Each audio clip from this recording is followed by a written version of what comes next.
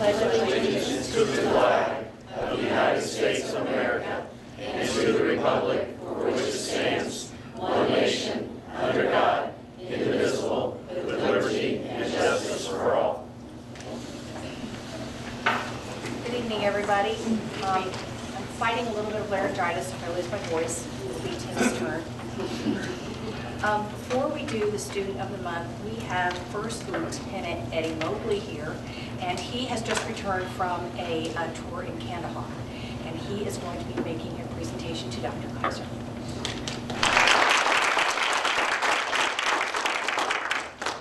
Well, thank you very much. I just, coming out of Afghanistan, coming out of Kandahar, being a Beech Grove native. For those of you who don't know me, I graduated from Beech Grove High School in 2006 and went on to West Point, graduated West Point. Now I fly Apache helicopters, and I just returned from Kandahar, Afghanistan. This flag I'm going to present to Dr. Kaiser in Beech Grove City Schools. A little bit of history about it. It was flown on my last combat mission in Afghanistan on January 4th, 2013, so just over a month ago.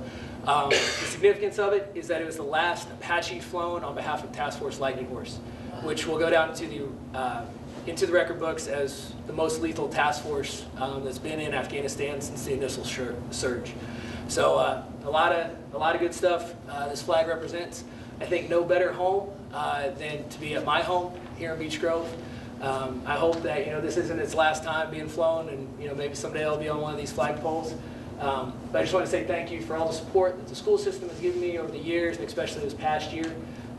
Thank you for the community, and then to all the Student of the Months out there, keep doing good things.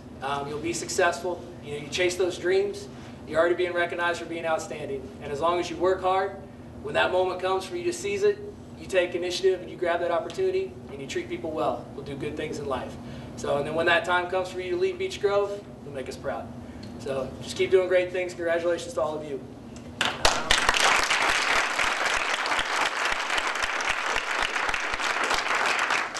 Well, on behalf of the school corporation, I couldn't top those words. So I'd just like to say thank you and let you know how proud we are of you and your family. Thank you very much.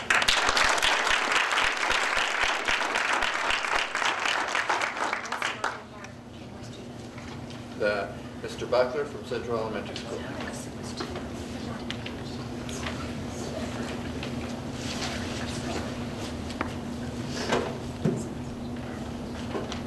Good evening, everyone. I'm Craig Buckler. I'm the principal at Central Elementary. I'm just going to talk about two things briefly before we get to our Student of the Month.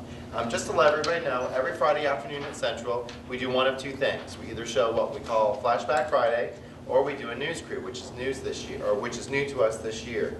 They alternate weeks. Mrs. Lawson is in charge of Flashback Friday, and so for 2 weeks, she gathers kind of candid photos of what the kids are doing over the time. And then on that Friday, she sets to some music, and the kids just get to see their friends from around the building.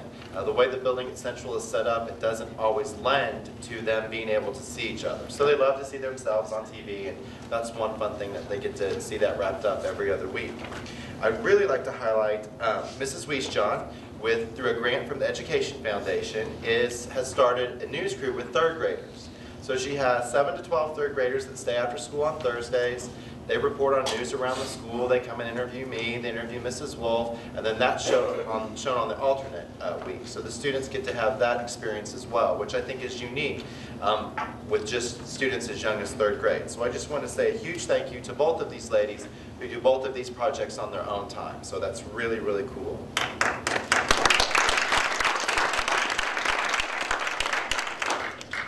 That was the fun part. Now we'll get to the serious business. I-STEP and I-READ are just weeks away. So, third graders, we have got to be prepared for that. I-STEP starts the week of March the 4th for all of us, third grade through 8th grade. I-READ will be the week of March the 18th, which is 2 weeks after that. So it's really important time. Everyone at Central is working really, really hard to get ready for those two important tests. If you are a parent of a third grade child, make sure they get plenty of rest, they have a good breakfast, or they eat breakfast when they get to school. And if you have any concerns, be sure and contact their teacher. So I just wanted to get that in. I won't speak again until we're already in the midst of those tests. So I want to make sure that we talked about that. The most important part of what I'm going to say is about Cristobal Reyes, who's going to come up right now. He is our January Student of the Month.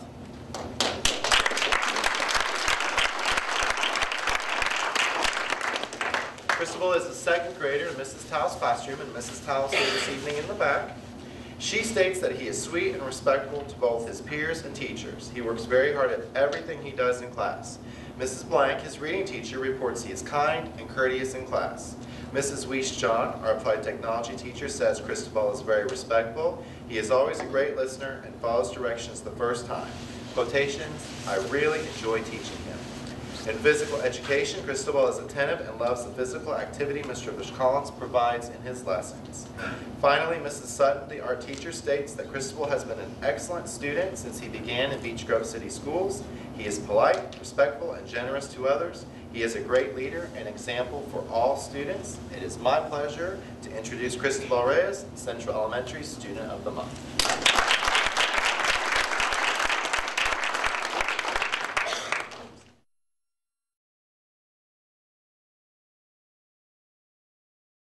Mrs. Provost, Hornet Park Elementary School. Well, good evening. It's my pleasure to share this evening with you.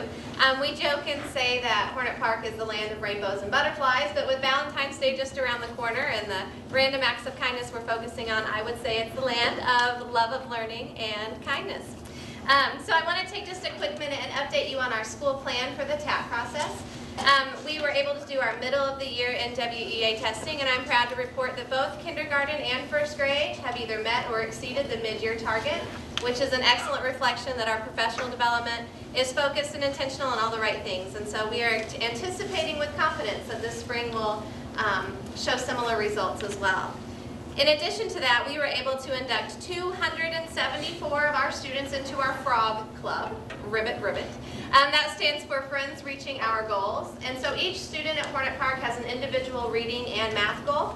And to be a member of the Frog Club, you had to reach at least one or both of those goals. So we're very excited to see these little frogs reaching their goals and being recognized around the building.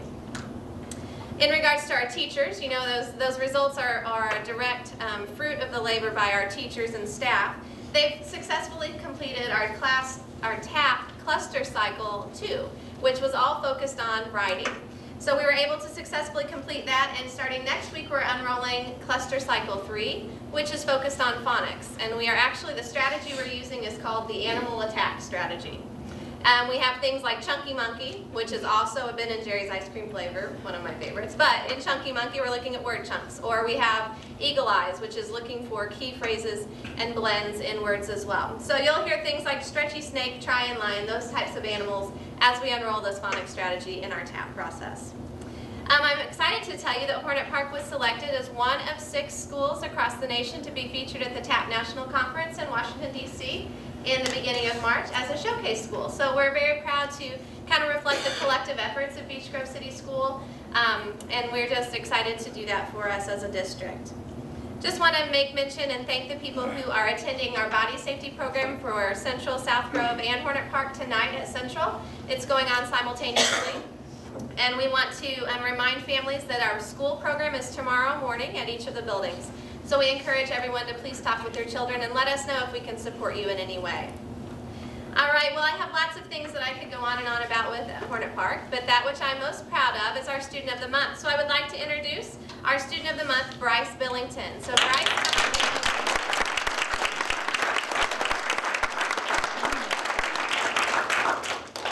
All right, some kind words about Bryce from Ms. Weiss-John. She says Bryce is a very quiet, well-behaved student. He's always a good listener, and it shows up in his work. He can always complete the day's objective and his activity on his own, and he even sometimes will help his neighbors. I really enjoy teaching Bryce. From Mrs. Stafford, she says, I get to start and wrap up each day seeing Bryce in the car rider line. His sweet smile and his friendliness always warm my heart, even on the freezing cold days. And Mrs. Corbin, his classroom teacher, says, what can I say? He is just simply a nice young man. He's very well behaved, always kind to others, and is a wonderful reader. He always does his best. And earlier when I touched base with Bryce and asked, why do you think you were picked as Student of the Month? He said, well, I prayed, let it be me, let it be me. And then he agreed that he also was very good in class. So I'm pleased to present Bryce Billington as Student of the Month.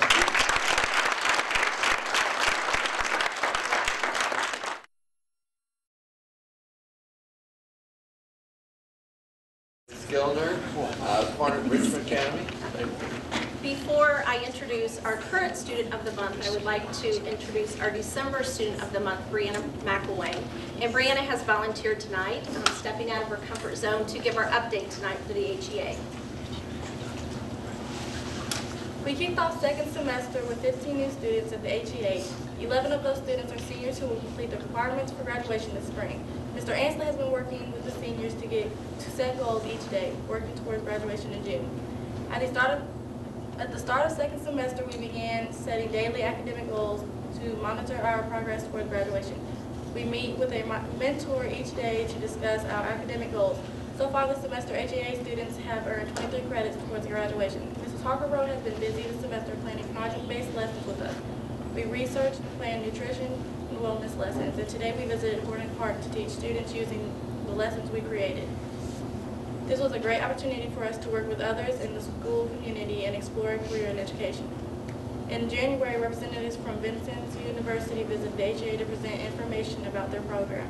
We will have representatives from Sullivan University and Brown Mackey visit this month as well. These visits are a part of our School to Career program, and they give us opportunity to explore opportunities beyond high school.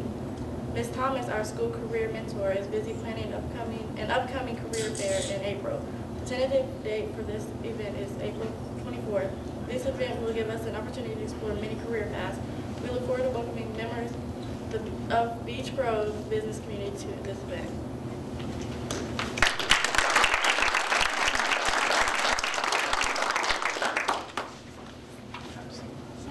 Good job. This month, we want to recognize Elena Jones as our Student of the Month. Elena is the daughter of Lisa and Craig Jones. Elena attends the HEA in the morning and attends classes at the high school in the afternoon. She is interested in pursuing a career as a flight attendant when she graduates. In her spare time, she enjoys spending time with family and friends and doing a little bit of shopping. Mrs. Condon and the HEA staff had many positive remarks about her success and her time at the HEA. Mrs. Condon wrote, "Elena is the first one to walk through the door every morning. Not only that, she does it with a smile on her face, which at 7:15 in the morning is not an easy thing to do. No matter what kind of day she's having or what the weather is outside, she maintains that lovely smile and positive attitude. She never complains and always remains focused throughout the entire day. You never have to ask her twice to do something or complete a task. She will get it done the first time with a sweet smile on her face. She will be the first one to step up and help someone in need. We look forward to many of Elena's contributions and her continued success at the Hornet Enrichment Academy." Congratulations.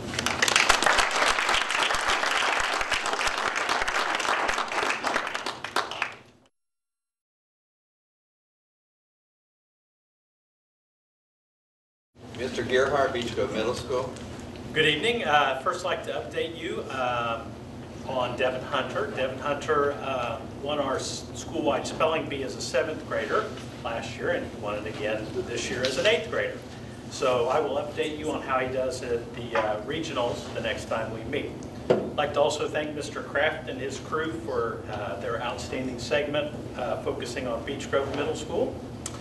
Our 7th and 8th grade academic teams will participate in the Marion County Academic Pursuit on Saturday, February 23rd at 8 a.m. and that's at Franklin Central Middle School West.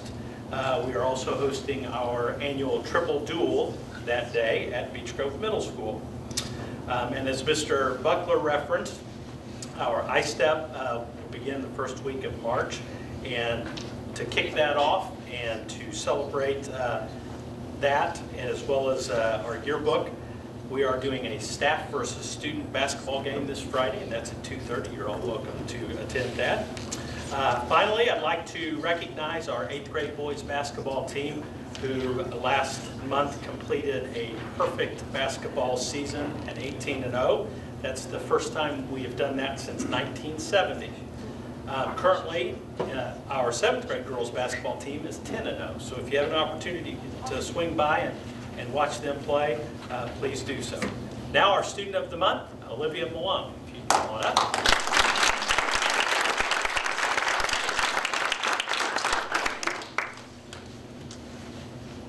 The Galileo team would like to nominate Olivia Malone as our candidate for Student of the Month. We are pleased to have Olivia on our team. Olivia is a student that goes above and beyond what is asked of her, and that depicts her impressive and hardworking dedication to all of her commitments. In regards to academics, Olivia surpasses the level of being an average student. This past grading period, she received all A's. She has the capability to achieve many great things in life with her great work ethic and commitment to her studies.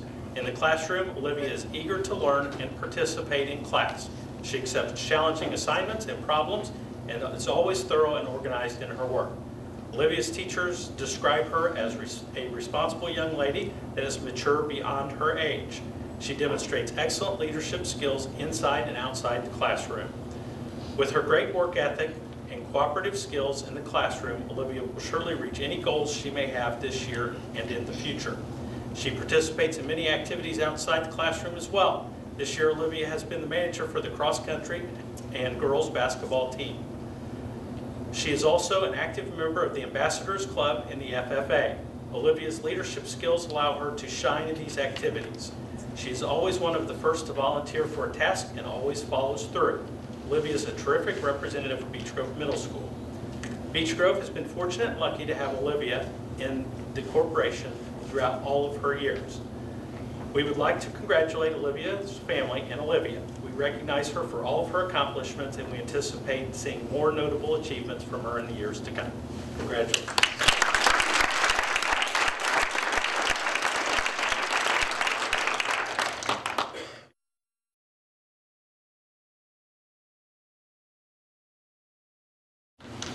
Mrs. Reed, South Grove Intermediate School. Good evening. I get the honor to honor two people tonight, one of which is Mrs. Lou Ann Piper, my art teacher. Will you come on up here? She's done some amazing things over the years that she's been at South Grove, but this year I really wanted to note it's been a very exciting and rewarding year for her and for our students. This is Lou Ann Piper. She's been an art teacher at South Grove for how many years? 31 years. And she always goes above and beyond what she needs to do to help our students become better artists. She enters them in art contests. She stays after school with them until 5 o'clock at night, helping them get their artwork done. And when you see their artwork compared to other students, it's truly amazing. The effort that she requires of them and that she challenges them to do, her expectation, it shows. And there are a couple of ways that I can prove that. First of all, in December 13th of 2012, we went downtown to the Ruth Lilly Center for Health Education for the 31st annual Healthy Reasons to Say No to Drugs poster contest. That is put on by the Indianapolis Metropolitan Police Department Community Affairs Branch, and it is quite a little awards program, wouldn't you agree? Like Mr. Riggs, Troy Riggs, the new Homeland Security, the new director here in Indianapolis, he spoke. They always have somebody from the mayor's office, the police chief, and it's very touching because they speak to the children. They don't speak to the audience, they speak to the children, and it's a really neat program. Well, this year, because we had won 9 of the 12 awards, including the top 3, they had Mrs. Piper come up and speak as well.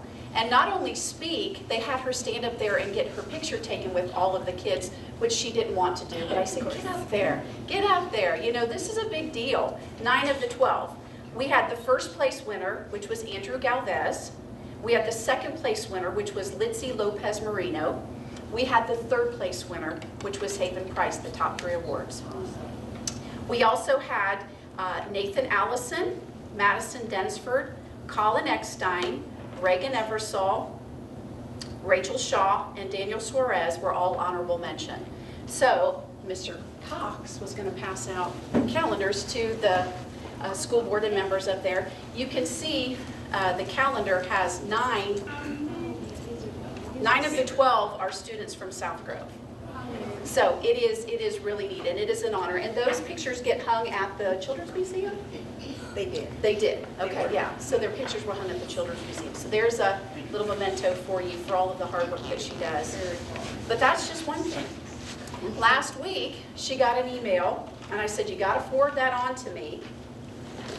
We received an email that in the Symphony and Color Art Contest, we had these 6 finalists.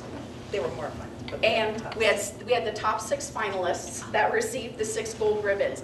And the lady that sent her the note was like, can't believe it. You know, it's amazing. And we also had a student win the Pansini Award, which I would assume is the top award. It's the top award. Top award. For the state of Indiana. So because of all of her efforts, Mrs. Piper won the Maestro Award for the Symphony in Color, which is a big deal. And those winners...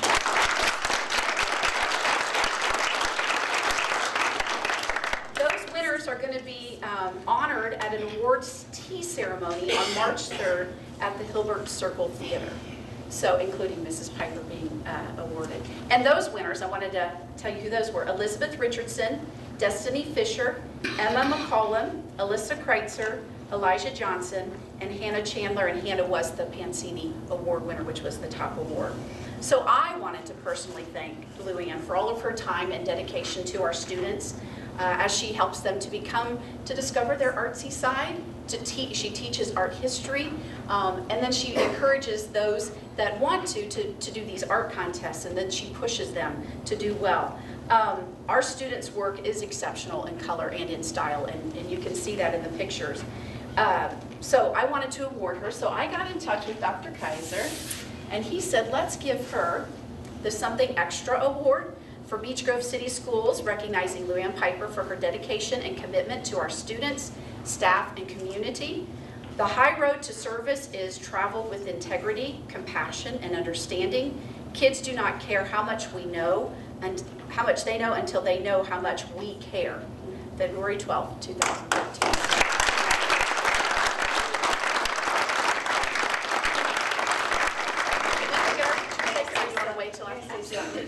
In fact, 2 of the recipients of a contest a few years ago were Olivia and Miles. They both won in the International Violin Competition for the state of Indiana, and so it was great to see them here. But I do want to say this. 31 years ago, when I came to Beech Grove, I filled a maternity leave for 1 semester. Then I went to Decatur Township and filled another maternity leave for the 2nd semester.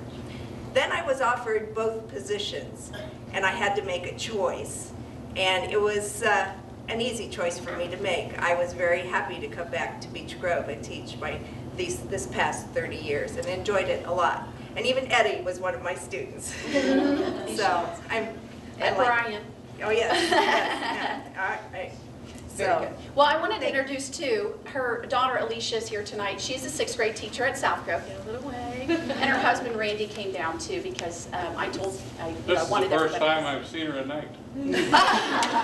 She's always at school, isn't she?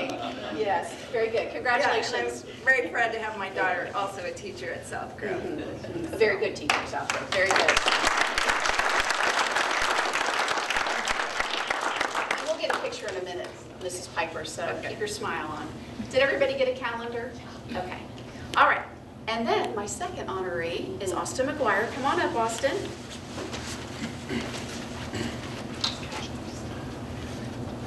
This is Austin McGuire. He is South Grove Student of the Month. Austin is the son of Chris and Misty McGuire. He is a 6th grader, and he's a member of the Geek Squad, which you guys have heard. That's our techie crew that helps out. Mrs. Collinsworth says that Austin is a very dependable and polite young man, which you need to be if you're delivering technology all over the building of South Grove and helping the teachers. Mrs. Johnson and Mrs. Hodge were Austin's 5th grade teachers. They said that he was very conscientious. He was a hardworking student who always gave 100%. He was responsible for doing all of his work. He was friendly and he had a smile ready for each day. Mr. Weffler, Austin's teacher this year, says that he is an unbelievable student. He goes above and beyond to make sure that things are taken care of, whether they are his responsibility or not. He is always helping others, he is trustworthy, and gives his personal best. Mrs. Agee, Austin's teacher, and I had to kind of shorten it a little bit because she was very wordy about it, she says that he is a phenomenal choice for Student of the Month because he embodies everything that we look for in a South Grove student. His work ethic is unmatched. He diligently takes his time working on the best answer and he has meticulously beautiful handwriting. He sets the bar so high for the other students. When Austin goes to the front of the class to share an answer, you hear oohs and ahs from the other children. He offers well-detailed answers, and he impresses everyone. He is modest, kind, easygoing, respectful, and intelligent beyond his years. He is a model student. Austin McGuire.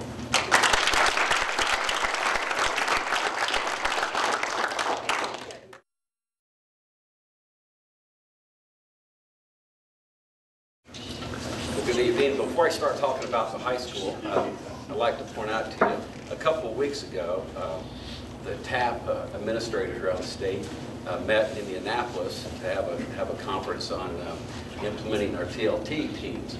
And Erin Provost was on a panel of administrators that was selected to be there and present. And on my book, she was the best presenter. Here, here. She did a great job. So good job. At Beech Grove High School, one of the things that hasn't happened in a long time is we had 5 students selected from C9 to be Students of the Month at C9. And I'd like to just share with you who they were. Justice Cornelius was in the dental assisting program, and Mrs. Tunis says that Justice has good grades and good attendance. She's very energetic and positive person, and that she knows she'll do well whatever she chooses to do in her life. Noah Wheatley was in electronics technology. And Mr. Giffen, his teacher, said Noah has performed well in class this year, maintaining an 8 average while helping out whenever he can with other students. Ryan Thomason is an information technology student. Mr. Paraki said Ryan is generous with his time to the team, and he is a mentor to ensure that everybody in the team gets their job and their assignments completed. He also turns in projects with extra effort and quality that is a great asset when he gets to college and pursues his career. Shauna Harrison is in law enforcement at C9, and Mrs. Shively and Mr. Essex says Shauna is a hard worker and has excellent leadership skills and is very loyal to the law enforcement program as well. And then also Megan Green is in PCI. Her teacher, Mrs. Wims, says that Megan has been doing an outstanding job as working as a teacher assistant in the Digital Media Center at C9. So very proud of those C9 students. So like I said, we have 5, and that's amazing. So we're very proud of them. Also, the faculty member of the month, or the educator of the month at Beech Grove High School, was Oscar Bruce Collins. Even though he is teaching in 2 other buildings, he coaches at the high school. And the impact that he has on our students has been amazing, and we wanted to recognize him for that as well. A couple of events that are coming up at the high school. On February 24th, Mr. Clevenger and Mr. Warner are going to be doing the book and paper show. That's the Renaissance program. The key thing there, it starts at 10 o'clock. It's on a Sunday, but the Alumni Association is going to be there as well, and they're going to be selling and showing off old yearbooks. So if anybody's interested in looking at yearbooks from way back when, the Alumni Association is going to be there as well. Anything that they make off their sales, they're going to donate to the journalism department here at the high school. Also that day, Mrs. Matthews is going to be having College Goal Sunday. That's here at the high school. And basically what that's for people to come in for a free application for a federal student aid, the FAFSA. It's pretty complicated, and we provide a regional workshop that anybody can come and fill out the forms and hopefully get aid there. On March 4th, the Corps Department is going to be hosting the Harlem Wizards here at the high school at 7 o'clock. That's a Monday night game. Tickets are $10, and they're on sale at the high school. They're going to be playing a faculty team, and Dr. Kaiser and I are the officials, so that'll be a joke in itself. And we're going to tie that together with our celebration of success. They're going to be at the high school about 2 o'clock in the afternoon to do a little prelude of what they're going to do that night, and then we're tying our winter celebration of success to that as well. Wednesday night on the 13th is the Athletic Awards program, and again, that's a Wednesday night. Big thing is Evan Smiley. He's a sophomore. He weighs 126-pound weight class, and he is headed to the IHSAA Wrestling State Finals this Friday and Saturday night at Bankers Life Fieldhouse. So Matt Irwin, Jimmy Cross, Nick Walpole, and Charlie Kingery are pretty excited. Those are the 4 coaches that are be with him, and we hope good things from Aaron. So we're very proud of him making it to the state finals. But we're here tonight to recognize Alyssa Bass. Come on up, Alyssa. Alyssa's a senior. She's the daughter of Joe Bass and Karen Spencer. She has a GPA of 2.7. The activities that she's involved in high school, she's been very busy. She's been in cheerleading, she's been a wrestlerette, she's been at the Mayor's Youth Planning Council, Spanish Club. She did a school to work program and she interned at Central Elementary earlier this year. She volunteers at the food pantry, the Salvation Army, and the Riley Hospital kitchen. Mr. Kinder says that Alyssa excels in the classroom and brings enthusiasm every day, and that she has a wonderful attitude and always completes her work beyond his expectations. Her future plans are to be an elementary ed teacher. She hasn't chosen what college to go to yet, and she plans to be a teacher. So, Alyssa Bass, we're very proud of her.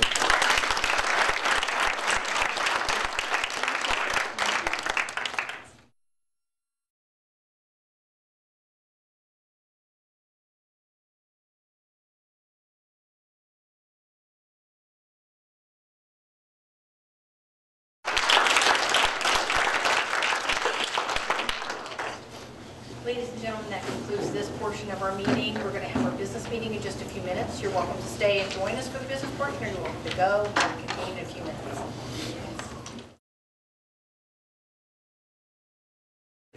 Mr. Collins, do we have a curriculum update? Yeah, it was nice that Ms. Reed talked about Luann, because I was going to bring that up the next time because they were telling me about it. She was my art teacher when I was principal, so I'm really glad she was on there. She did a much better job than I would have done, so it is remarkable. And She's been the art teacher for all of our kids. That's great. Okay, what we've been doing for the past, probably semester, is we've been working on what's called pathways. This was a kind of a legislation that now our new governor's kind of bought into.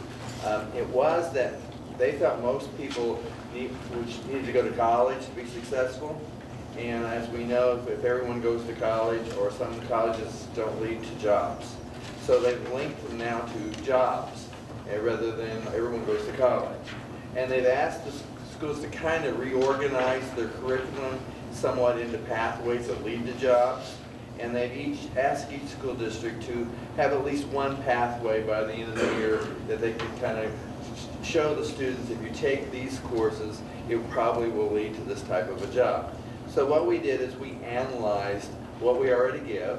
We then looked at what C9 gives and kind of tried to get some areas that we might be able to do pathways. Of course, one of the pathways that we've added is your animal biological science. So that was one that was just created for us.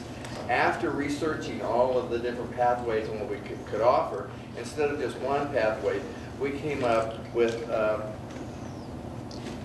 these 8 pathways that we could offer the kids. So what we'll be doing is talking about the various pathways. When a kid comes in and says, I'm interested in this type of job, we can then lay out what types of courses would lead to that pathway. Also, C9 just kind of blends right into that. So if you take these, then you can continue into C9. A lot of these courses are elective type courses. So we encourage kids to maybe take courses online, or maybe summer school or something like that, so they would have more courses that they can offer. Also, with the number of credits we need, they have enough to take some extra courses. Could you give us an idea what some of those pathways are? Okay, this is what I gave to you. So we had the animal science, which what you have to do to be a pathway is you have to give an introductory course and then 3 additional courses to actually make a pathway. So we have the animal science, which is our new wing. We found out that business management finance, we had enough courses that if you're interested in business, you could take these courses and it would lead to that type of an interest. Your early childhood education, which would be more for a teacher type, people who are just working with kids. Educational careers is not so much teaching, maybe preschools, daycare, that type of a thing that would have to do with educational careers. The engineering and manufacturing, we do not offer anything here, but we thought was so important, especially for our central Indiana. You can get all these courses at C9. So we're going to push it to encourage people that if you're interested in manufacturing and engineering, that you take some of these C9 courses. Then we have the food science, health science careers, that's your nurses and that type of thing. And then your human and social, that's more social science type things. So those are what we have courses in, and we all have enough that we could talk to people about. If you're interested, this is a pathway. The next thing is our counselors are going to use this. They wanted to talk to the other counselors and homeschool advisors in the other schools to try to see if we could kind of talk about these pathways all the way through. So we're meeting once, well, 4 times a year to talk about how we can integrate all this into, so from kindergarten all the way through when the time they get to being in high school, they would be familiar with the pathway. So, Do they sometimes give the kids tests to see what they might lean at the middle towards? school, they have an interest type test that kind of leads them into that direction, and then the high school teachers or the high school counselor goes down and will talk to them about their interests. So, and we learned that at our last meeting because we went around and everyone told about what they did for career education. So we kind of learned from each other what was going on. Probably the high school counselors knew that, but I didn't know it, and I thought that was real interesting. Do you think eventually you could maybe get some professionals who are in these pathways come in to talk to the kids about, some The Indianapolis Chamber of Commerce had a workshop type thing where they brought people from various industries in to just try to get a connection. If you wanted to have a guest speaker in, you would do this contact. And I've been working with the Indianapolis Chamber of Commerce, and I said, well, did our counselors, were they involved? I just want to make sure they were involved. And they said, well, no, they were the leaders in this group. So Karen Matthews, I guess, was one of the leaders for the whole central part of Indiana to organize this. And has, I think, a lot of connections that we can use to have people come in and talk to our kids. And kid, if I can piggyback off that, our ag science teacher here at the high school, myself, and Bruce Bye met with Dow Agri-Science 2 weeks ago, and they have, I'll call it a mad scientist group, that's not the correct term, but they have over 100 scientists at Dow Agri-Science that will go out to visit schools. So we've made that connection. Bruce met with them to talk about donating to our FFA chapter and a lot of other things. So we're really trying to tighten that partnership. Next year, we're going to offer advanced food science for Purdue credit. Our ag science will have at least 2, maybe 3 classes the kids can take for dual credit. Mr. Cox is working on a professor on loan from Ivy Tech. So they can come in, we can pay them $2,000 a semester, and that'll be a class that goes directly to credit for Ivy Tech. The majority of our business courses next year can count for dual credit to Ivy Tech. So we're pretty good at that, but I think we're going to get better. And we still have a lot to do in this area, but this gives us a really good foundation. So as early as kindergarten, when you say, well, what are you interested in? Well, when you get to the high school, there's 8 pathways to consider. Now that's going to be at a lower level, but then as we move up the academic chain, if we have common areas that we're looking at, common areas to focus on, and so in the middle school, if they're doing a writing assignment, well, we have 8 career pathways, which one are you interested in? And then they can go from there using the occupational handbook, a lot of other different things. So it really helps with scheduling. I know in my own household, I've been talking a lot to my youngest daughter about what do you want to do when you grow up. And the courses that we offer here just give our kids a wide variety. That's a huge advantage of the blockade schedule, is that our kids can take a lot of core classes as interest class. Animal science, anatomy, physiology, natural resources, and a lot of different things. So I compliment kids in a high school for their hard work on this. This is a great foundation for future success in this area. So, and whatever the 8 pathways and all the courses that you take that will lead to a pathway. The other thing that the homeschool advisors ask us to do is kind of have a brochure of the 8 pathways. So we'll be developing that we can hand out to teachers all the way through so they'll know what the pathways were. And I think it's very easy, let's say, for a second grade teacher to, when you're talking about careers, to include some of these rather than not know. The other thing I wanted to talk to you was about TAP Update. We had our first payout, if you want to call that most of it was right before Christmas. We had 2 schools, because the state didn't have their scores in yet, had to do it in two sessions. But now everyone has received their value-added money based on their rubric scores and also student achievement of the kids in the room. I think it was interesting because this came to me. Indiana, through this grant, which was a TIF grant, this last time passed out $3,206,601.23 worth of value-added money in the state of Indiana. That's 44 schools. In order to be in the top category for student achievement, you had to be a category 5, and of our schools, 4 of them were at the top level, which was a level 5. That's about 44% of everyone who was in that top level. So we took almost half of the top level in the state of Indiana. Teachers are working on what are called IGPs. That means each teacher has an individual growth plan. They usually have 2 areas that they focus on, and they've been working on this the second semester. So by now, each of them have an IGP, and then they have to do entries periodically, which the master mentor teachers and administrators review with them to see how they're doing on their growth plan. Also, we went to a training session very recently. They did mention that Erin was on the panel. Of course, she did a really excellent job. We also had another one previously. Brad Lamar was also on the panel. So each goes really being represented as far as being examples to other people.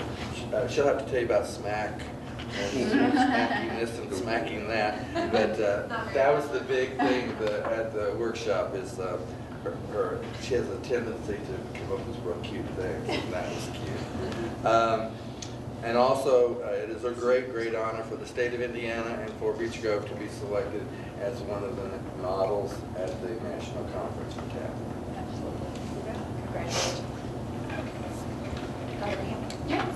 I just have a couple of very brief items. One is a really nice improvement from last year. You might recall last year I needed to update you on the data that was released from the state about the annual measurement achievement objectives. I always find that so difficult to sort of get out. That's the indicator that reviews our performance of our students who are considered English language learners. So those students, just for your information, take an annual assessment every year, and they are scored as far as their proficiency with learning the English language.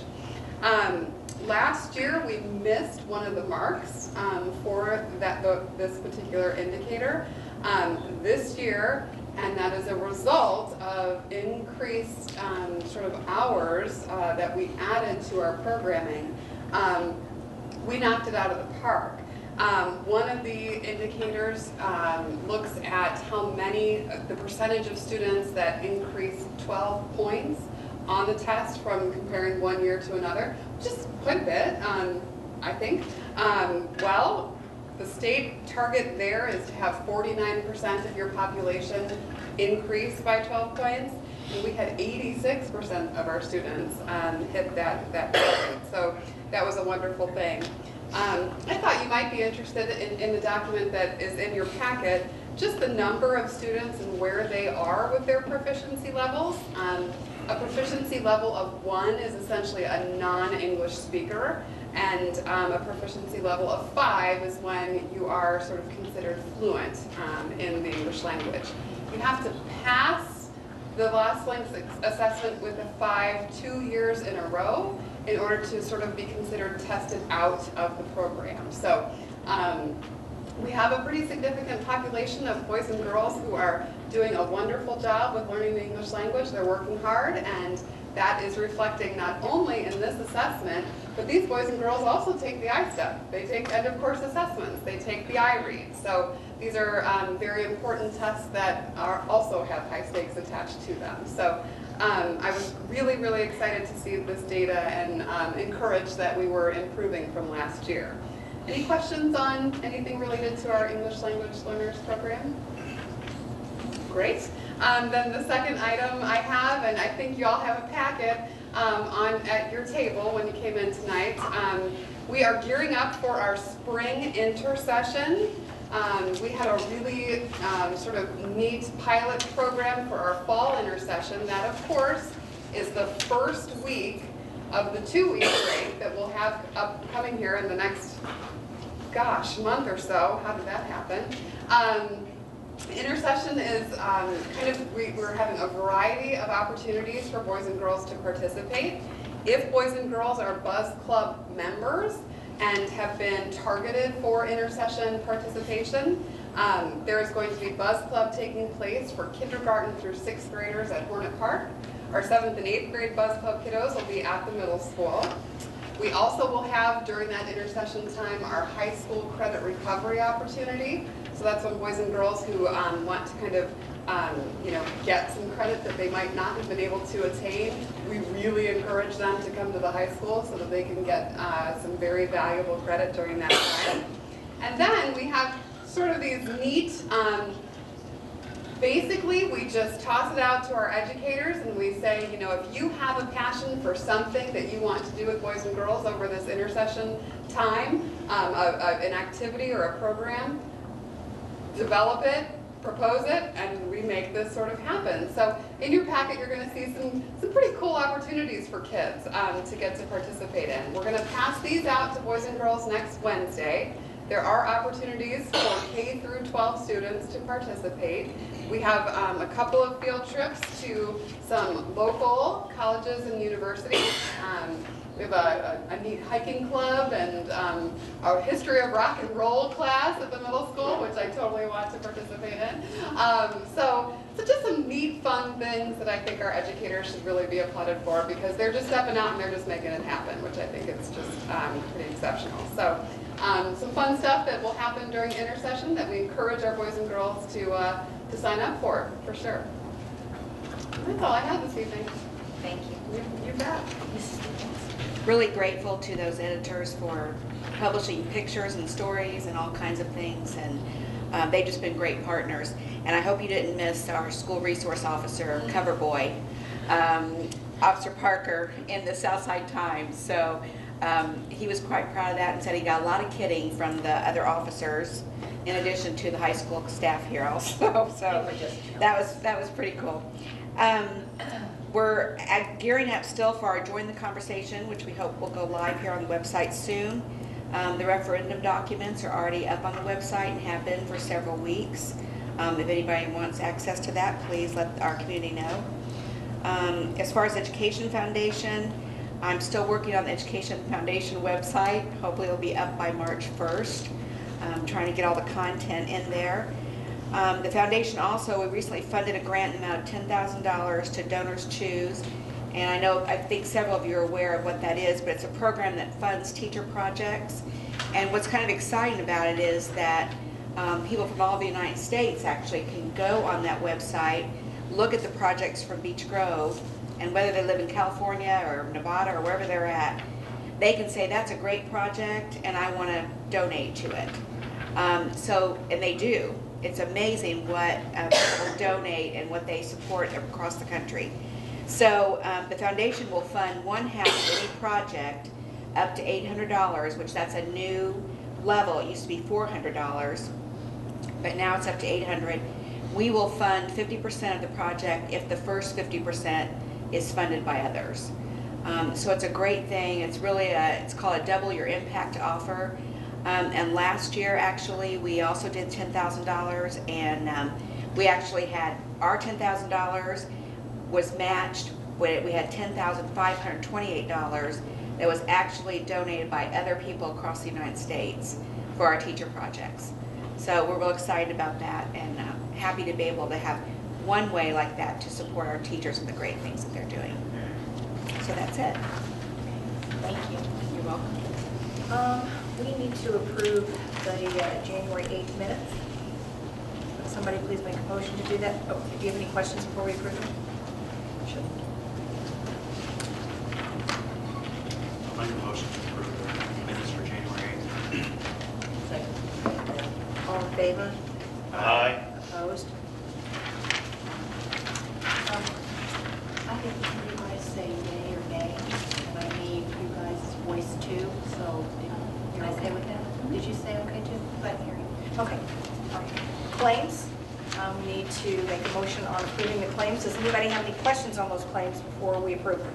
I'll just make a comment. These are 2 months worth of claims, and Tom, you want to expand on that? Yeah, the TAP money was also the incentive money that went out to, that went through grants is a large portion of that dollar figure. Also, we had receipted money in. Do you remember we talked about December? I asked permission to receipt money in from investments to bring back into our accounts, which totaled close to $1.25 million, I think. Looking over at my treasurer, and 1.26 million. That's all rolled in there because of the process of transferring that in. That looks like a transaction because it is.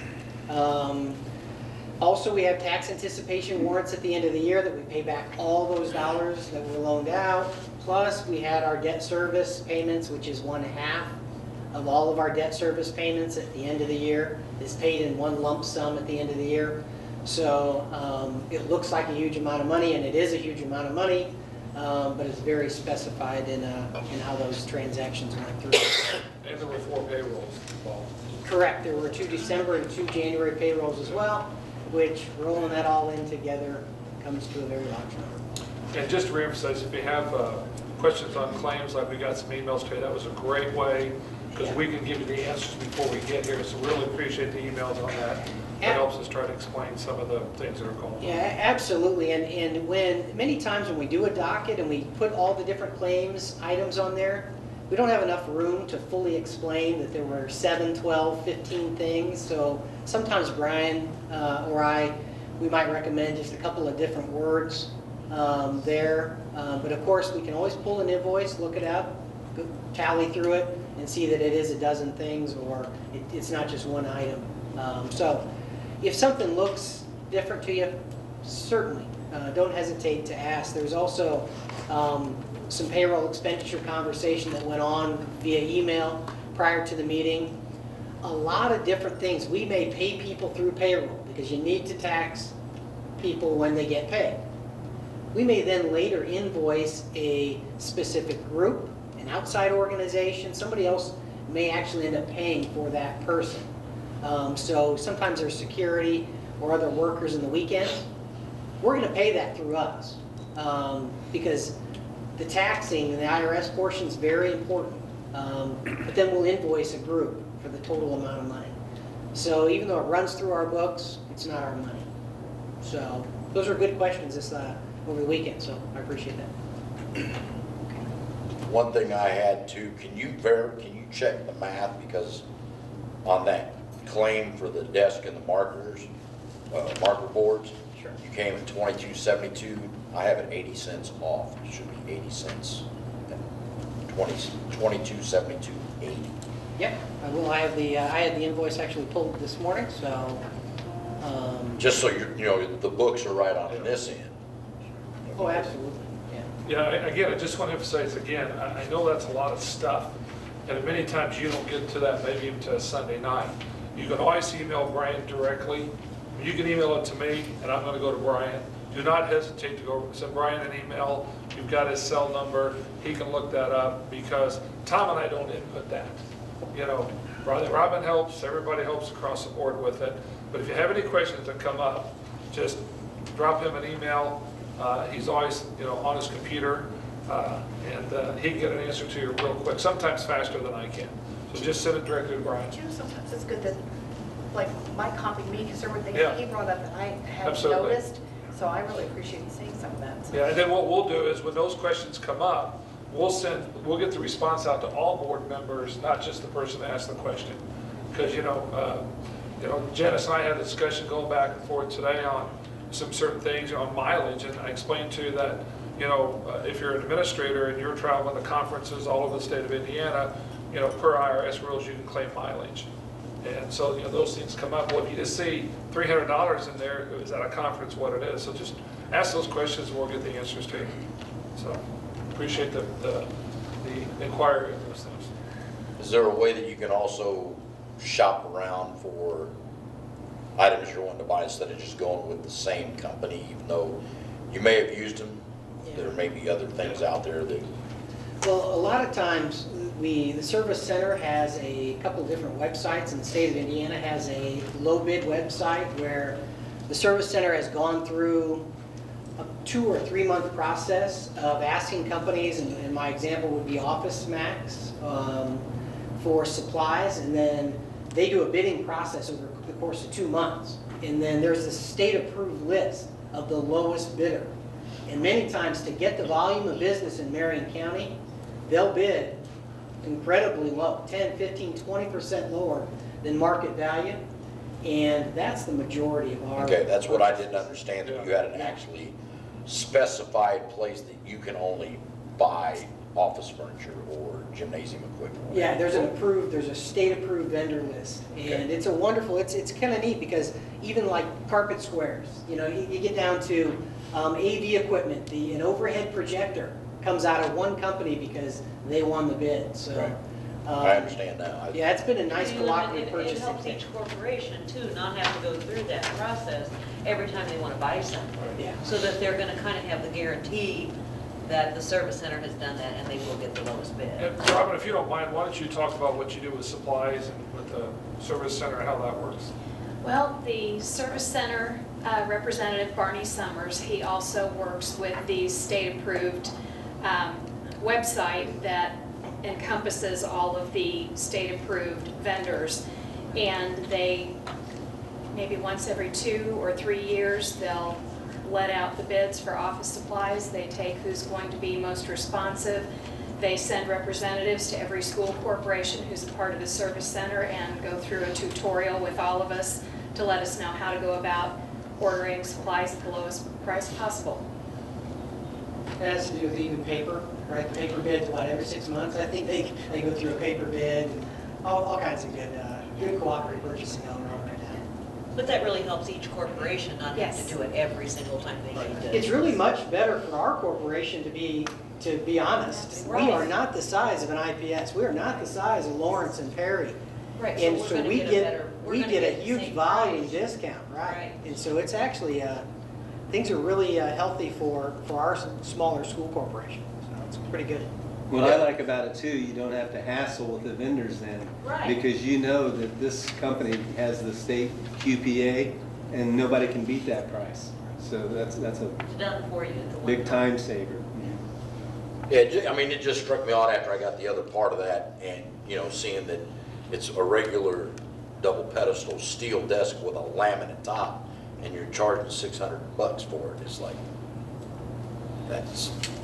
no, I mean, if it's gonna be that much, I'd expect it to be wood all the way around. Chrome plated. Well, and I will say that this was my first claims report, and so when I started going through it last night, I had to really stop and evaluate. When you see an electric bill and it's thousands versus your home, I mean, I really had to stop and wrap my mind around that and think, well, that does make sense when you evaluate it on every level. So I had to really stop and wrap my mind around it for real. If I had an electric bill that came in and it was in the thousands, I would fall over. So I had to stop and really think about it. And that's why we have an expenditure to have an energy management guru who really goes around and gives the oops notices and pays attention, and he compares utility bills month by month. And then our HVAC, we're on a natural gas. We hedge prices out 5 years, and so we get a price point as low as possible, and then we lock it in for 20%.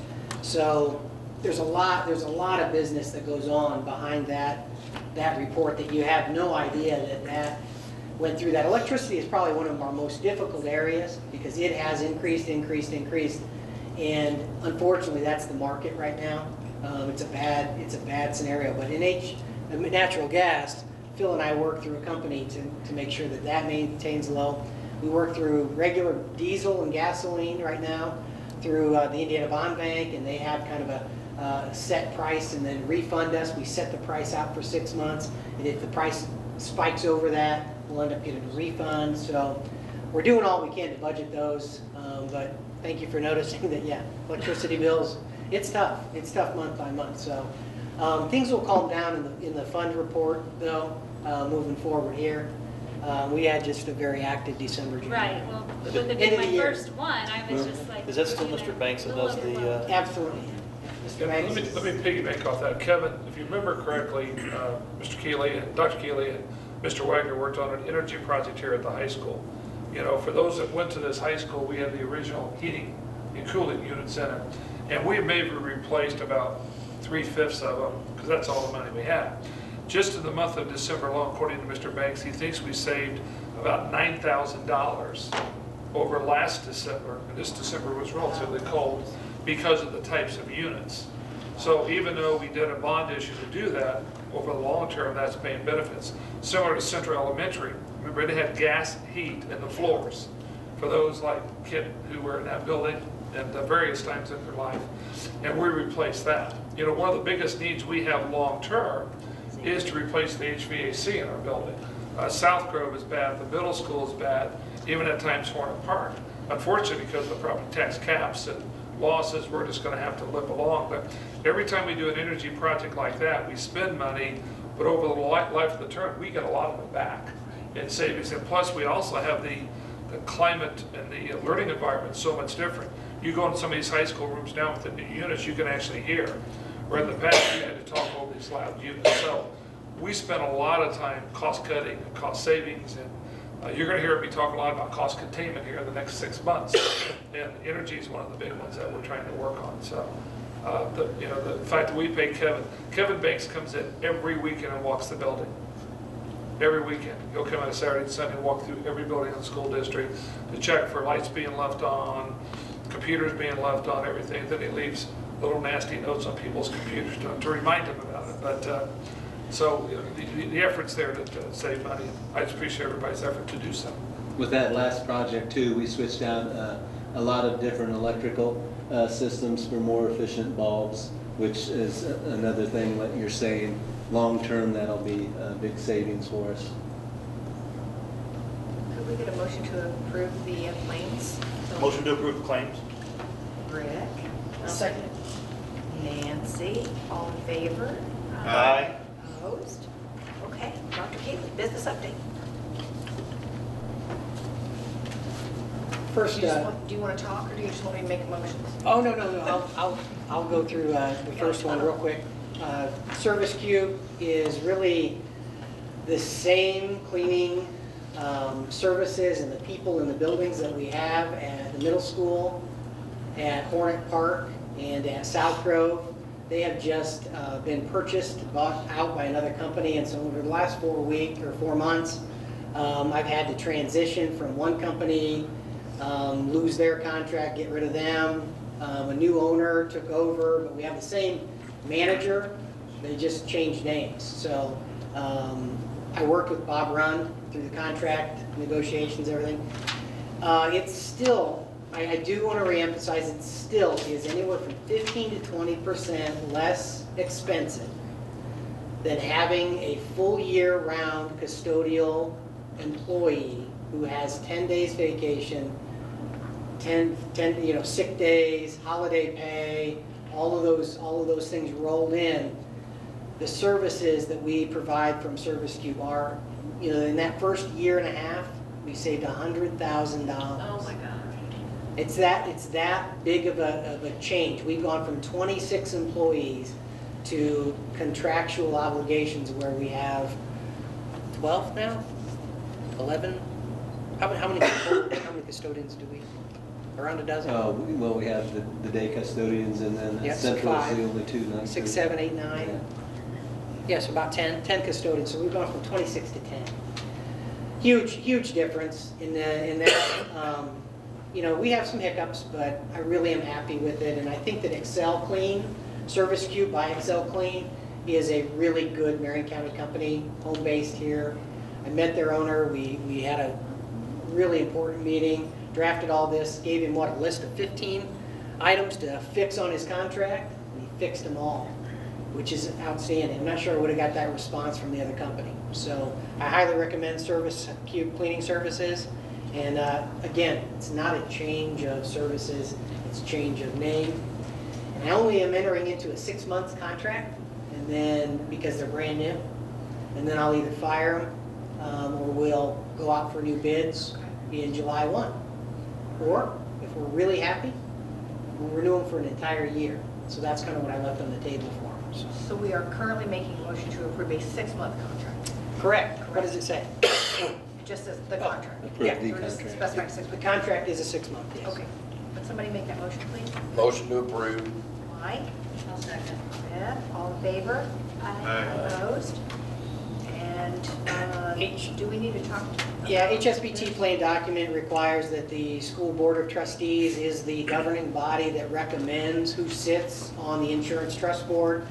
Currently, myself and Kevin Banks have been doing that for the last few years, and the IRS said that it's not considered a public entity unless a public body appoints people. So I would request that you consider me and Kevin Banks as, I'll be the administrative representative of the trust, and Kevin Banks will be the Certified Teachers Association, which gives a nice balance to the health insurance trust. And so that's the motion for that.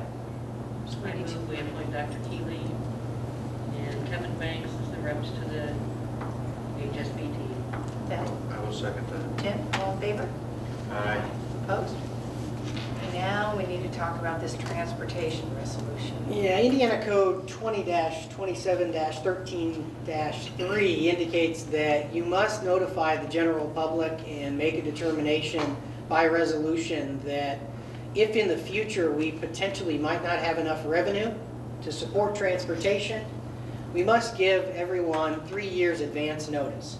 That was a new law that was enacted last fall during a time when the service center at Franklin Township and a lot of things came to the public notice with them stopping and changing their transportation. So as of right now, we are working on our financial plan, and a big part of our financial plan today, as was last year and the year before, is the referendum in place. The referendum pays in full 100% in the 2013 year. 100% of all transportation bills, salaries, gasoline, and running the big yellow buses comes from referendum. In 2016, in the fall of 2016, it will come time to determine whether the community needs to have the referendum again. It does have to go to a public vote. If that vote is no, we have $0 to run transportation. With that being said, we cannot function and pay $1 million to have transportation go on with 0 funding. So it would be my recommendation that you consider approving a resolution to stop transportation in 3 years if we don't have funding during that year. That doesn't mean we can't work through something. We could have a smaller plan. We could do something. And I'm not saying absolutely we're not going to have transportation. I'm saying we have to have the ability to not have transportation at the level we have it today. Does that make sense? And without a resolution today to do that, we'd not have any flexibility to not do something different. And so it's really a tough decision to make, but I highly recommend that without those funds, we don't have the funds to support transportation. Dr. Keeley, if you could real quick, just off the top of your head, in 2009, what was our income from taxes per year? For the referendum? For our assessed value for Beech Grove. Yeah, our AV was closer to $521 million, and today it's $358. When you multiply the same tax rate times an AV of $358 million versus $528 million, it's a third gone. So since we revenued close to $8 million in the tax rated funds then, this year we will be closer to $5 million. So we are $3 million less trying to run the exact same school corporation that we had with an additional 400 students with $3 million less revenue. And so we've had a lot of neat activities and opportunities to gather money, plus the $1.2 million of referendum. But it hasn't made up for the $3 million that we're missing. So what I'm trying to do it's hard. is show the public if it's dropped that much between '09 and now, in a worst case scenario, if it did it again, then we would be in trouble. We've done a lot of research and a lot of homework to determine what our AV will be in the next couple of years. And I think that we're at a stabilization point, but it doesn't recover the dollars that we're now missing. But I do think that we're at, I hate to say we're at a bottom, but we're pretty stable. We work with a company called Policy Analytics, and Bill Sheldrick is a very well-known economist in Marion County. We work with him at least weekly to talk about these dollars. He has given us a report that we are stable now, if not maybe increase at 1%, 1% per year, even though we've lost 33% in the last 3 years. So, so we've stabilized. Hopefully the things going on in Beech Grove with the revitalization of Main Street will bring up the assessed value and St. Francis and Mr. Wolfla. And I don't know if anybody else caught the State of the City address where, one of the closing things that the mayor had said is that we have got to bring up the assessed value of Beech Grove. And we can do that. I really am encouraged by the downtown renovations. There's probably 3 projects that I know of that are $1 million or more. Every time you keep adding those numbers, it adds $1 million to the AV. We have quite a ways to go. But we need to continue to work with our business association, Chamber of Commerce, and keep doing that. And I think I'm pretty optimistic that we'll increase that. Another area I'd like for you to talk to them about also is the fact that, somebody may be sitting there going, well, they have all these millions of dollars, why don't they just not pay somebody so much and we'll just transfer it into the bus fund? We can't do that. We can't rob Peter to pay Paul and take money from one fund and put it into another. So you might want to explain that a little bit so they understand. Right, buckets of money are given to us for very specific purposes. If we get bus replacement money, what do you have to buy? A bus. I mean, that's what you have to do. If you get money for debt service, which is our mortgage payment, there's only one thing you can do with those dollars, and that's pay the mortgage payment. And so there are very, very, very specific, non-flexible laws that tell us exactly how we receipt the money in and then how we dole it out. And we follow those laws to a T. Just got through a nice audit process, very good audit presentation that we have for you. And we follow those rules to a T. And since they're pigeonholed into those specific areas, there isn't the flexibility that we can just use certain monies for other things. Plus, the Bank of New York Mellon and others are expecting their payment, so you have to make your payment, especially to the mortgage for our 5 buildings and the transportation center. So we have some challenges ahead, there's no doubt. But we have Dr. Kaiser and I have worked on a 20-year plan. And a 20-year plan to recovery, and I really think it's important that we start this next year, moving down that path. We're 7 years away from our next obligation dropping off of debt service. Is that correct? 7 years? Correct. Yeah. And just a couple things, and I think, Mike, you had a question. Again, Tom and I have been working on a 20-year budget. As ridiculous as that is when you're dealing with debt service and things like that. And right now we have the transportation budget set at $1 million, and we're anticipating that going up 10 grand every year. That's just because of the price of fuel, and our bus drivers get, based on the year's experience, they get a little bit of a raise, not much. And we've got some tough times ahead. And we have to have a special meeting on March 18th based on something we're going to talk about. And that night, I want to go back and really give you that 20-year update. And we're going to be cost containment, and in some cases, cost cutting. We're going through every single position in the school district, trying to stay as far away from the classroom as possible, and evaluating that. And we did a teacher buyout. For every teacher that retires, we save $35,000, and we don't want to push money out the door. But when it's that time they want to retire, it's an advantage for us financially. Transportation, again, we have to pass the resolution now. And Tom mentioned the fall. We'll probably do the referendum in the spring.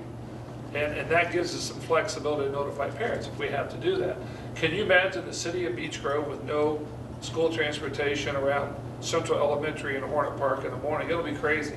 Now, we are confident, but not overconfident, as long as we're good stewards of our money and we communicate with parents. In the May of 2016, they'll vote for the referendum. That'll keep transportation in place. But this year, we have very little money in capital projects. And so we've moved utilities that were paid out of capital projects over to the general fund.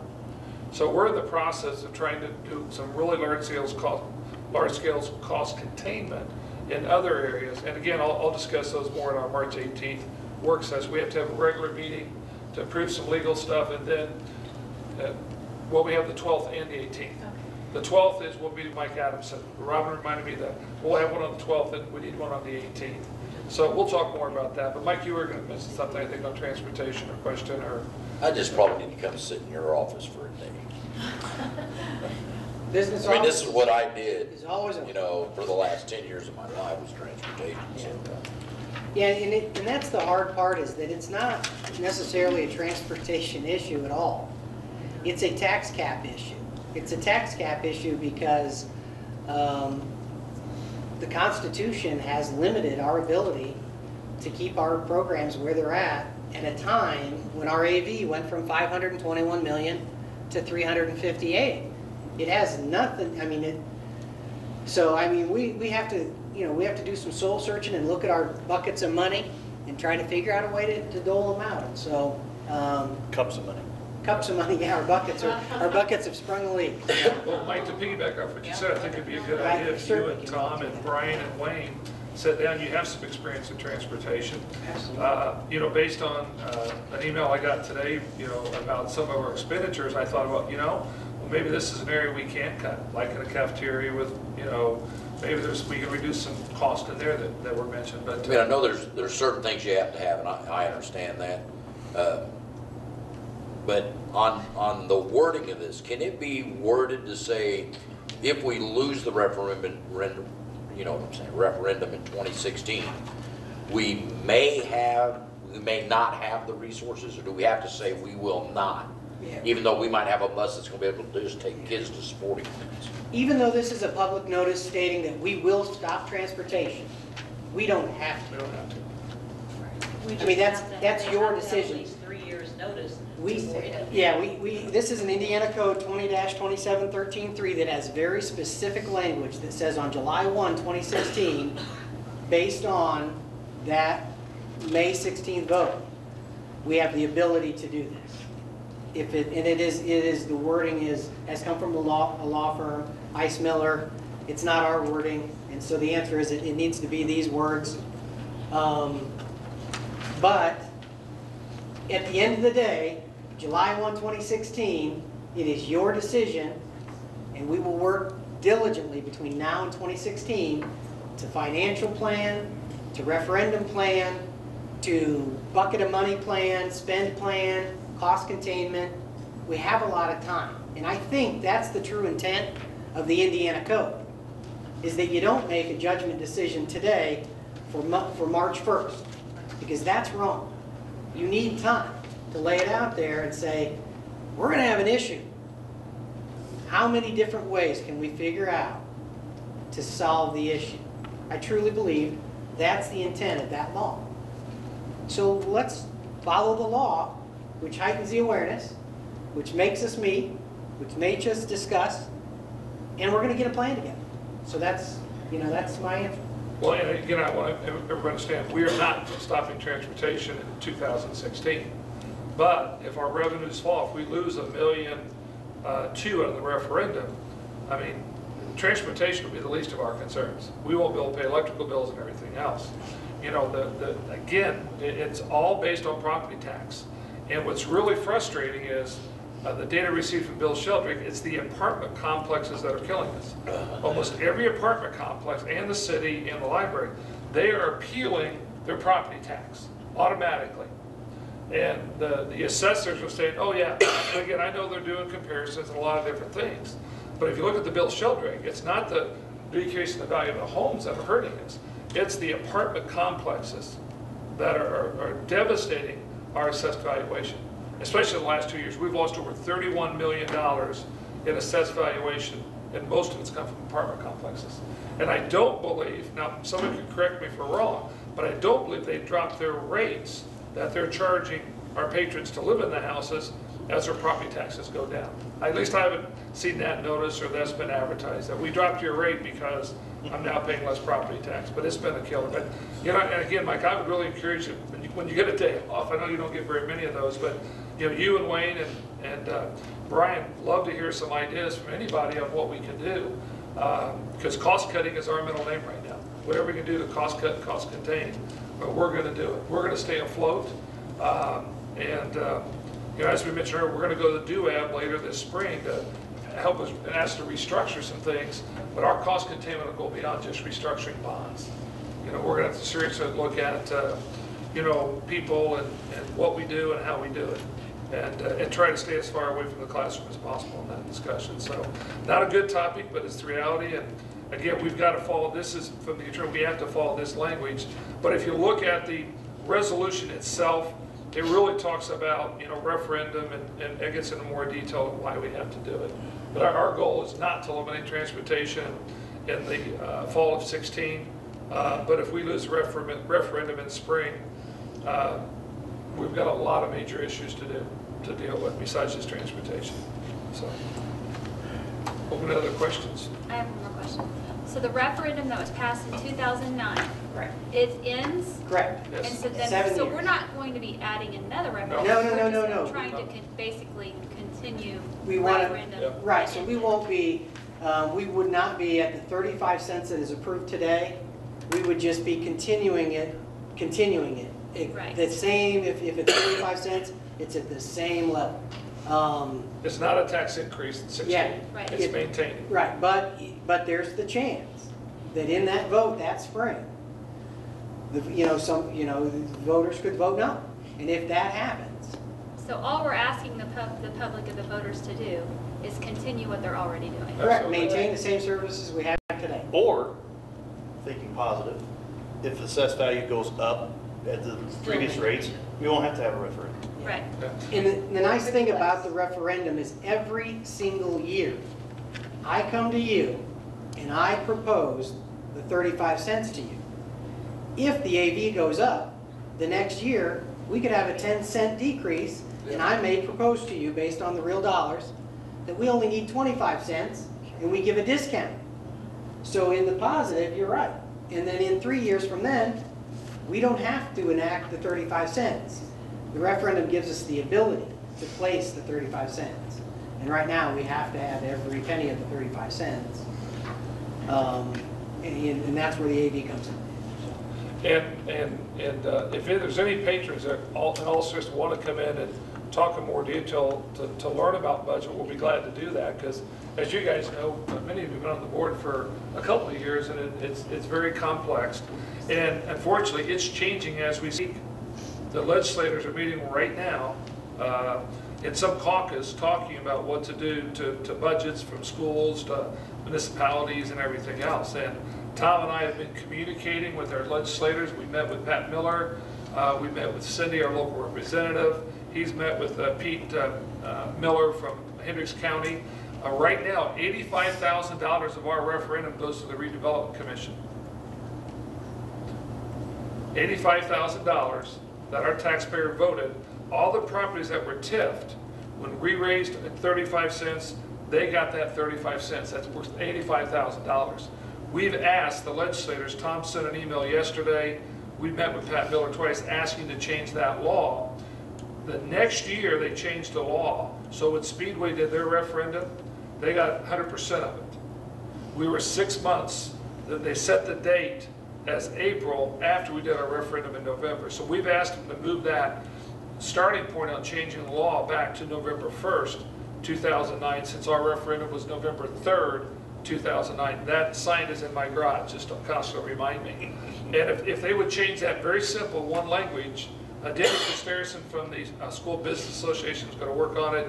Again, we met with Cindy last week. We met with Pat Miller 2 weeks before that. We met with Pat Miller earlier in the year. those two are very supportive of trying to help schools and cities and libraries. So $85,000 is 2 teachers, that we may not have to cut down, or 2 other positions down the road, so. Or roof repair. Yes, or roof repair. I mean, right now, if we don't have the resources, if we have major damage to roof or things like that, we'd have to get there with a bucket and tar and try to fix it ourselves. Our capital projects have become that narrow because the property tax cap's lost. As was mentioned, if REB went back up to 521 million, okay, we wouldn't have to have a referendum in 16. We'd have enough money to run the school corporation. Now, that's not going to happen, most likely. Bill Sheldrick thinks by 16, maybe 15, we're going to start seeing a bump of AV. So in our calculations, we're using 1%. But in years past, we've had 2 to 3% growth.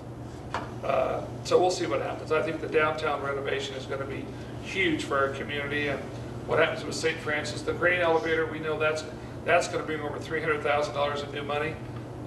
Some potential activity going on here in the old dirt pile will help us. The hospital will bring us almost $300,000 if that becomes off the tax rate. So there's a lot of positives out there that we're looking at. But unfortunately, legally, we have to plan for the worst case scenario in case we would lose the referendum in the spring of 16. So that's a lot to talk about, but we have to be real and kind of move forward. So you said that referendum money that the taxpayer voted for the school. Right. The redevelopment commission. Yes. Gets that money? Yeah. They get it on their TIFed property. Okay? So, and I think, remember we showed you maps and showed you all the TIF property. So when we won the referendum, all those TIF properties got 35 cents on top of that assessed valuation.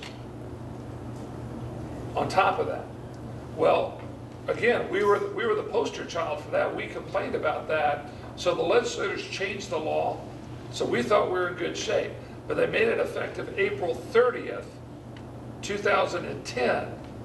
Any referendum done after April 30th, 2010, that money did not go to the redevelopment. So Speedway did a 65-cent referendum. They got all of that. We've lost $85,000 a year for the last 3 years. Again, we support the redevelopment commission. We're not trying to pick on them. It's the law. It's still $250,000. Yes, and so that money's gone through them. Now, they could pass that back to us. That's one simple thing. We could request that they go ahead and file a motion to give us pass-through of that 35 cents. Yeah. And, but, I think the law forcing the pass-through was intended for this exact purpose. That would be our next step, is to talk about asking for a pass-through. So we're going through our legislators, talking to them. We've talked to them 3 times about it. Again, I got an email back from Denny Costerson of the Indiana School Business Association. He's going to talk to the Senate Finance Committee about that and see if they can attach that, some language that's going through. And if that does, then in 13, we'll get our 85,000 back. So now in 16, when we win that referendum, being optimistic, we'll get it all then. So it's not like it's lost forever.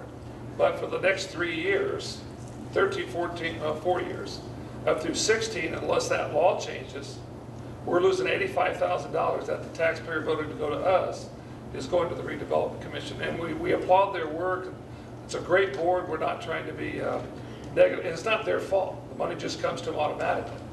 And so we've talked now for 2 years to Pat Miller and company, and she's going to try to help us out in one of the upcoming bills.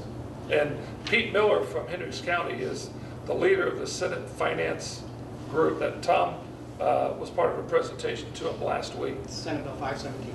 Yeah, so, we're optimistic something will happen. And that money would come to us this year in 13 if that law is changed. And all we need is 6 months and a date. So we'll see. Well, It just seems that some taxpayers are going to be awful upset with $85,000 that's supposed to be going to the school corporation just because a house sits in a tip zone. Yeah. And that the RDC can't count that money. They should be able to account for it. Well, according to our data, I want you to think back to the PowerPoint. It's been a couple months that Bill Sheldrake did. It mentions in there the 85,000. It also mentions their cash balance, and that's just extra revenue for them. That's just if someone came in and built a new company here at Beech Grove, we're going to get that extra revenue. It was like surplus coming to them. They probably didn't even know it was coming. They probably don't even know when it comes to them why it's coming to them, to be honest with you. And so our next steps is for time, if we don't get relief from the legislation, we'll ask to speak to the redevelopment commission and talk to them about it and say, this money was intended for us. Would you vote to pass that through to us? That's what Bill Sheldrake has advised us. Back So that's to our our, next back step. to our issue at hand. As much as we probably don't want to, we have no choice. According to Indiana code, we must approve, we must adopt the transportation resolution that was presented in order to give our taxpayers their 3 years' notice. So I would move that we adopt the transportation resolution as presented. I second. Rick, all in favor? Aye. Opposed? Okay, we need to talk about DUAP, looks like. We are requesting to have a hearing in 30 days on March the 18th to go to the Distress Unit Appeals Board. At that hearing, we would ask that you approve some motions of a financial plan that we would present to the Distress Unit Appeals Board. Our purpose of going to the DUAP, that's as they're called, is to ask them to take some of our mortgage / debt service issues, one in particular, and change the payback scenario so that we can reduce our payment in the next 6 years primarily, so that some of the debt that we talked about a little bit earlier can fall off, and then we can afford our payments later on. And that will be somewhat of a lengthy hearing, and the public would be notified by the newspaper. They could come to that hearing, and we could talk and I'll have a presentation on a PowerPoint, and I'll go through very specific dollars and cents at that time. But I need your blessing to present that and to go before the DUAB as stated. And just as that night, we will share with you our 20-year plan, which will include everything. It'll exclude the general fund as a rule, but it'll show the amount of money that we're going to have to pay out of the general fund for capital projects expenses. We've got a sequence, and it also shows that when that debt comes back on in 22, okay, at the same time we drop the referendum the exact same amount. So as you look at this, you say, well, gosh, you're adding to the tax roll. Actually, by doing this now and by some other things that we're going to do, we'll be able to reduce the referendum down the road. And you'll see that on our extensive spreadsheet we have for you. On this loan, will this create like a pretty, is there interest on this loan if you're Yes. pushing back? Yeah, that'll be that whole presentation in the hearing. That's something you're not approving any loan now. No. Oh, we're not, we're just giving you permission to go do it. Yeah, we will have a bond counsel. We will have a separate financial advisor who's separate from the bond counsel. They will give their written recommendations on whether or not this is a good fiscal decision. Okay. That is not intended for today. Today is just, we need to walk through the process. Who would like to approve that motion? Tim? I'll second it. Tammy, all in favor? Aye. Opposed?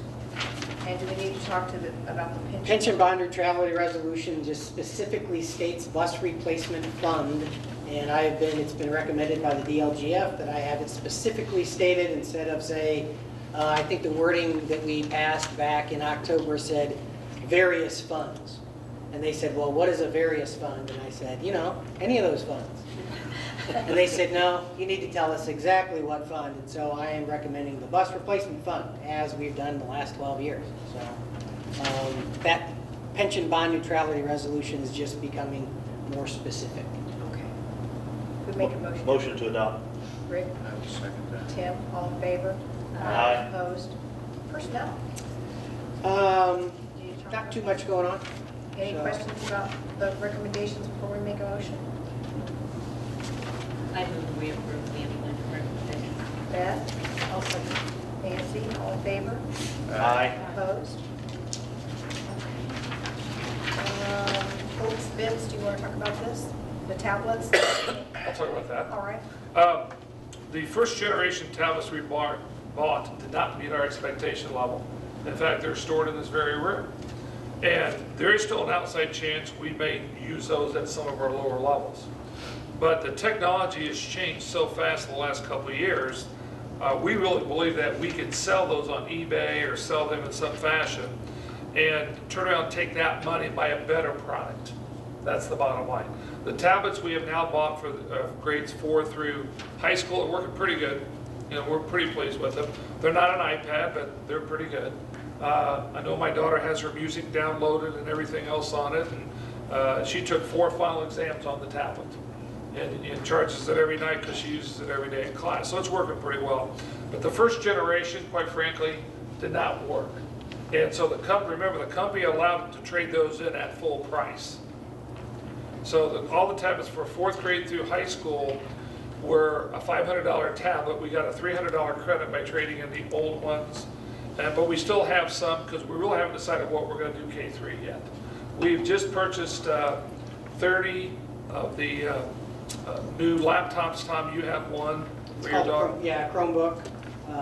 Chromebook it's an Android tablet, but it looks absolutely like a laptop, and it's got a nice keyboard to it. So the price of those is so reasonable that I went ahead and bought one for my daughter who's going to be entering high school soon. So $250.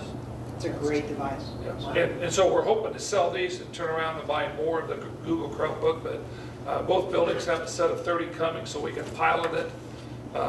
And so we're, you know, again, we don't want to put these out because it's not quality.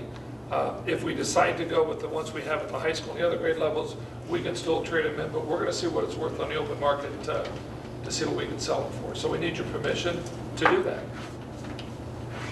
If we do that. Okay. I will second that. Tim, all in favor? Aye. Opposed? Okay. We need to make a motion to approve fundraisers. We have cookie dough for Central, cookie dough for South Grove, candy grants for middle school, and we have 8, I think I counted, for the high school, and I didn't write all of them down. Who would approve to do those fundraisers? I just have one question. Yeah. Probably for you, Robin. So does that mean that if they don't go through the State Board of Accounts with the school corporation, that they will go through, the State Board of Accounts will come and do each group then? Brian, can you answer that? What's that? I mean, Pardon? what exactly are you asking, I guess, on that? Potentially, each group could be up for State Board of Accounts coming in and doing an audit on their books. Technically, all the books get audited anyways during the audit when they do the ECAs. So all the fundraisers theoretically get audited during that process as it is. It was just mentioned during our last audit that all of them weren't approved by the board before they were done.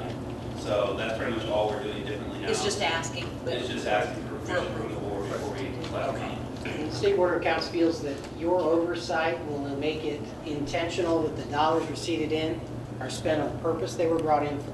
Okay. And so if you're notified that a school did a fundraiser and got $1,000 and it was for this purpose, then you've directed them, being the governing body, to spend it in that manner. Without your oversight, they get $1,000 in. Yeah, let's have an after school. A party. Yeah, have a party. So that's the whole purpose of the state. So maybe semi-annually or whatever. Yeah, I'd like. Update on fundraisers. Yeah, I'd like to have the big fundraiser with purpose each August, and then like this one right here is for like a 6-month time frame. Okay. When it comes to like our band boosters and stuff like that, they're actually a completely separate entity from the school, so we won't even deal with their fundraisers, just their own. Yeah, just a new wrinkle. Just a new wrinkle. I move we approve those fundraisers. I will second that. Tim, all in favor? Aye. Opposed? And who would like to talk about the new grading scale, or would anybody like to talk about it? That'll be me. And I'll ask Mr. Cox to kind of help out. It's in your packet. Basically, there were some teachers at the high school really looking at the A level. They thought an A plus should be higher than a 97 or 96, Steve. 97. Yeah.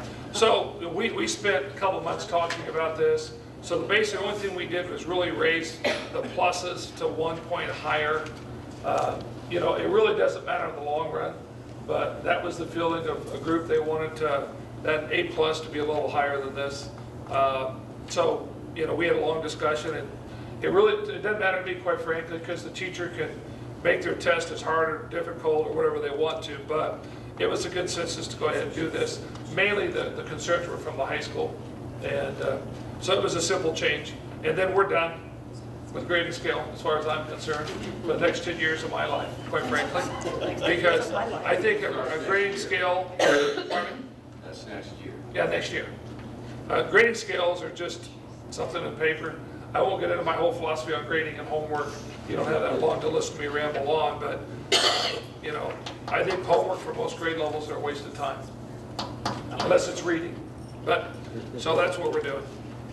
Who would like to make a Motion to approve? I will second that. Tim, all in favor? Aye. Opposed? Okay, now we want to talk about the resolution and new bylaws and Well, policies. if you look over to Robin's desk, that is our new board policy. A lot thicker, more comprehensive, and much more meeting legal standards that have been set. I want to applaud Robin, who's worked with Damon from Neola for the last year, getting this to the point to ask for your approval. What's really good about this is they're online. They will be online. So if someone wants to find our policy on school facilities, they go to it, they type in a policy rental, that policy pops up. If they want to know what the policy is on XYZ, they put the topic in, it'll go right to it. Now you have to go through, because it's a PDF, and thumb through it, and it's about maybe a fifth of that size. And again, I applaud Robin and her effort and all the others that have looked at it. What will happen after tonight, once these are approved, whether it's tonight or you want more time to think about it, every year there'll be quarterly updates based on new changes in the law, et cetera, et cetera. So that's kind of where we are. They're in the Dropbox, and once you approve it, then we'll transfer it over and get them to the web page as soon as Neola finalizes things. I would move we adopt the resolution approving the new bylaws and policies. I'll second. Nancy, all in favor? Aye. Opposed? No. Haven't had time to read them all. Do you want to read one? Yes, I would like to. Okay, so what do you want to do? Well, the motion has passed. Yeah, motion passes, it doesn't. Now, Mike, if I could add to that, if you see things in there, let us know, because we can go back and for anybody, if you see, I don't like that, or this doesn't make sense, we've just approved them so we can start using them, okay, which helps us legally. But if you find things in there, it doesn't make sense, I don't understand this, we can go back and change them anytime, okay?